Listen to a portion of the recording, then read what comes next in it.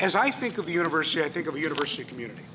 I think of not just the central operations and not just the administration at a given campus, but every element of what makes the university community work, and then how it relates to the broader state and how it relates to the broader communities surrounding our campuses. And as I hear some of the discussion going forward about what the realities we've endured and what the expectations we have going forward, I sense a bit of disconnect. A disconnect based on the expectation of predictability for the university as such, and not the same level of commitment to predictability for the constituent members of the university community. And then we talk about expectations of other things that the state might do to correct for previous problems. There's been reference to the increased costs as they relate to unfunded pension liabilities. The governor and I are very familiar with that. That's why we moved forward on broad-based pension reform last year, because that was a reality for so many different elements of state government. This university can't exist in a bubble. It has to deal with those same sets of obligations and has to be introspective in not only what it does for its line workers, but what it does for the most highly compensated individuals in the university system. When there is a discussion about the 20 years of holidays that were taken, that isn't an external decision made by those outside of the university. It was multiple players making the same irresponsible decision to not look at the long-term obligations. When we talk about debt refinancing, in purely numeric terms, it is clear that there is a benefit both to university and to the state in terms of our debt package. But this exists too in a broader context. There are those concerns about what the out-year implications are for potential increases to student fees, to our ability to maintain adequate employment within the university, which are both essential to the role of delivering a quality education to our students. And so I want to make sure that as we move forward and as you come to Sacramento to ask us to approve that which you like in the governor's proposal, because it is still a proposal. And we will vet this as we vet every proposal from every governor. The broad strokes of what the governor has proposed are not only a great signal that we have turned the corner, but they are a wonderful starting point of what we do moving forward. It has not yet been adopted, and there will be significant debate within my House, to be sure, and also within the Senate. Let's be clear. Of the 80 members of the Assembly, 38 of them are brand new. This is your chance to make a first impression. If the discussion with the members of the legislature has the same tones as the presentation here, I do not think you will be successful in achieving the outcomes that you want. So this is the benefit of previewing it with me before you try to sell it to the folks who you hope will pass the elements of the budget that you like. There is an absolute value in what we've done together, broadly, in creating the circumstances by which we could pass Prop 30 and continue to express our commitment to education, K through 12 and higher education. But let's be clear as we're talking about expectations of increased funding right now. It doesn't exist. The reality of Prop 30 is that the good news is we are broke. Being broke is a huge improvement over the circumstances we've been in over the last several years. It does not mean that there is a significant amount of money to backfill for previous cuts.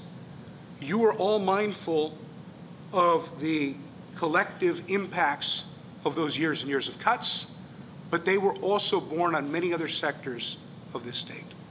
Now, let's look at some things that concern members of the legislature as they deal with how we express our commitment to the university. The reality is over the last several years, we've made roughly $900 million of cuts, and you increased fees $1.4 billion. Fee increases were disproportionate to the level of disinvestment from the state necessitated by the gravity of the financial crisis we're facing. Now, to be clear, the university did well in addressing the needs of the neediest students in the return to aid formula and making sure that the cost of education did not go up for the neediest of our students. But for the broad middle class of our student population, there was no approach to mitigate that impact. That's why I was so happy to work with students from across the state to try to pass the middle class scholarship last year. We got it out of my house on a tripartisan basis, fell short in the Senate, but just because we've begun to turn the corner, just because we have seen an increase, even though it is marginal, in the level of funding anticipated in the governor's proposal, it doesn't mean the problem is solved. And it doesn't mean that the problem of college affordability has gone away from our students. The problem isn't solved just by not increasing fees for students going forward. We need to really address the increase that our students have endured over the last several years. And that doesn't just impact our undergraduate students. There is a huge problem with respect to our graduate students and our professional school students. Not only are we losing so many to other great universities, but even those that choose to stay within the university system are then hamstrung by the amount of debt that they graduate with. It limits the choices that they make and the options that they have to make their full imprint on this state. That is a very real problem that we all must address. We need to figure out a way to look at these things as collaboratively as possible between the university and those of us in state office. But we need to be very mindful that higher education and K through 12 education are virtually the only places where there were any restorations to the cuts in this year's budget. It is a clear expression of the governor's commitment, which I think will be well met by the legislature. But we need to be very clear that we have an expectation in the legislature that you do no additional harm to access to the university as you treat all of your students, not just your undergraduates. And the decisions that we make here will impact the way that this budget and successive budgets are viewed by the legislature. Let me speak to one item in particular. This notion that the additional $125 million that the governor and the legislature was able to find in the waning days of last year's budget discussion as a buy-down for a proposed fee increase was essential to do in that moment. It does not create a new model for you. Do not expect that you can propose a graduate or professional student fee increase and then come to us and find a buy-down. What you will find is we will come back to you and say, what are you doing to executive compensation? You will find a speaker that is less receptive to your efforts to stop legislation that is aimed at limiting your ability to compensate your executive officials at the level that you have. Why? We've stood with you because we understand that we need to be fully competitive in attracting the best administrators, the best researchers, the best clinicians to have a world-class institution. But we also need to have the best students.